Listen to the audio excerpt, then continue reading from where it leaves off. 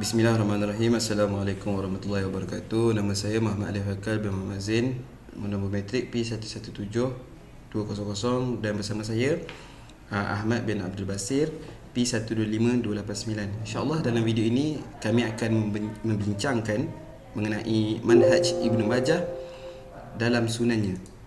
InsyaAllah kita teruskan kepada pengenalan.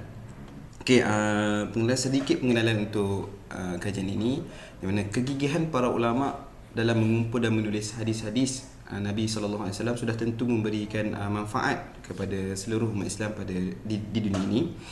Lahirnya kitab-kitab hadis dapat menjadi rujukan umat Islam dalam ibadah dan penentuan hukum pada masa kini. Para ulama dalam bidang hadis bukan sahaja menulis dan mengumpul hadis dalam kitab mereka, malah mereka menulis hadis-hadis ini beserta memberi penilaian status hadis tersebut.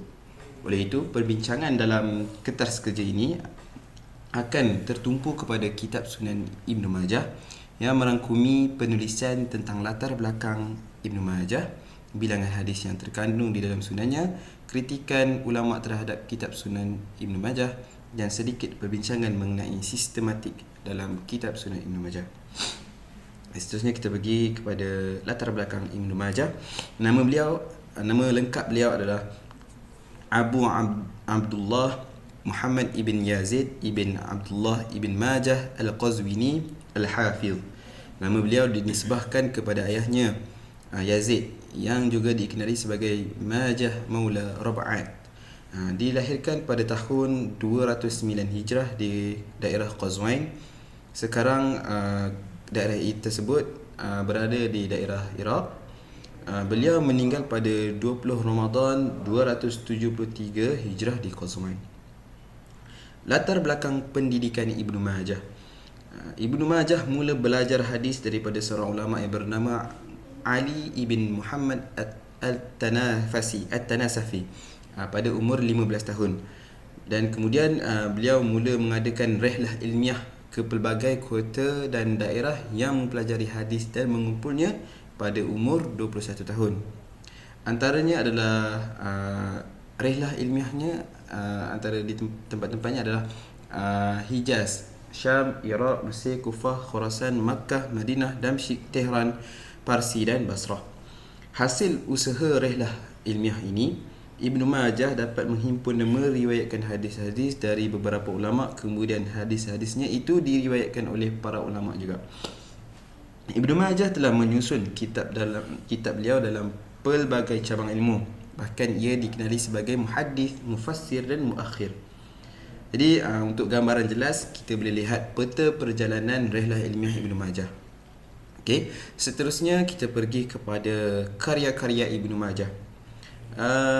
Ibnu Majah selain dia terkenal sebagai ulama hadis, beliau juga ahli dalam bidang tafsir dan sejarah kebudayaan Islam.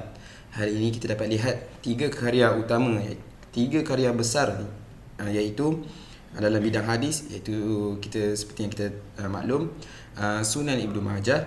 Dalam bidang tafsir, beliau mengarang tafsir Al-Quran Al-Karim. Dan yang ketiga, dalam bidang sejarah kebudayaan Islam, iaitu kitab At-Tarikh. Seterusnya kita pergi kepada sejarah perkembangan hadis, iaitu saudara Ahmad.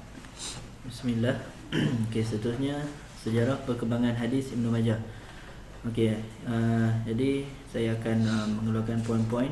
Sunan Ibnu Majah merupakan sebuah kitab yang cukup terkenal di dalam hadis dan termasuk di dalam koleksi 6 buah kitab hadis yang hebatlah, iaitu Kutubus Sittah.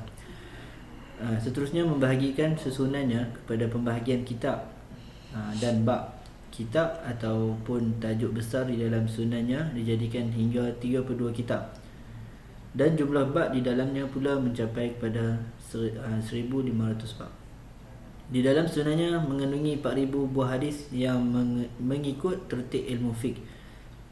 Setiap hadisnya pula adalah merupakan koleksi hadis yang terbaik dan sahih, serta mampu menjadikan hujah untuk diikuti dan dilaksanakan oleh setiap individu. Kitab ini diletakkan sebagai kitab yang ke-6 selepas kitab sunan yang lain. Setiap imam dia ada orang panggil metodologi dalam penulisan.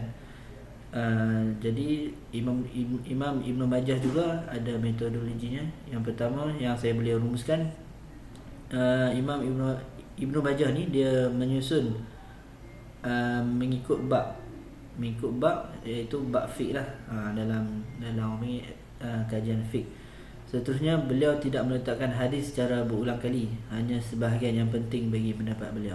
Jadi dalam Ibnu Majah, hadis-hadis yang beliau letakkan itu tidak berulang lah, hanya yang penting untuk beliau. Okey, jadi setiap imam tak akan terlepas daripada kritikan daripada inilah imam-imam yang lain juga. Jadi kritikan untuk Imam Ibnu Majah adalah, yang pertama, Al-Hafiz Abu Yusuf Al-Mizzi memberi kritikan.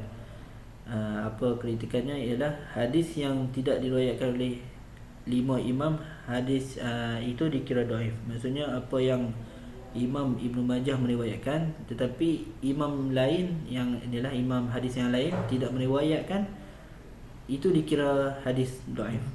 Okey, seterusnya Al-Hafiz Ibn Al-Jauzi berkata, menyatakan bahawa terdapat 30 hadis dan kitab beliau dikira sebagai palsu. Itu adalah inilah kata-kata daripada Hafiz Ibn Al-Jauzi.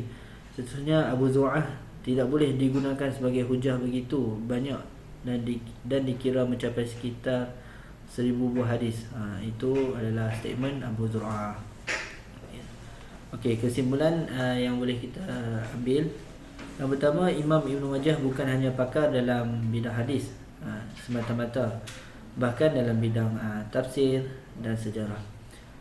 Okey, seterusnya kesungguhan Ibnu Majah dalam merantau untuk mencari ilmu pengorbanan dan mujahadah sangat-sangat diperlukan. Dan yang terakhir, Ibnu Majah tetap memberikan ulasan terhadap kualiti hadis tersebut.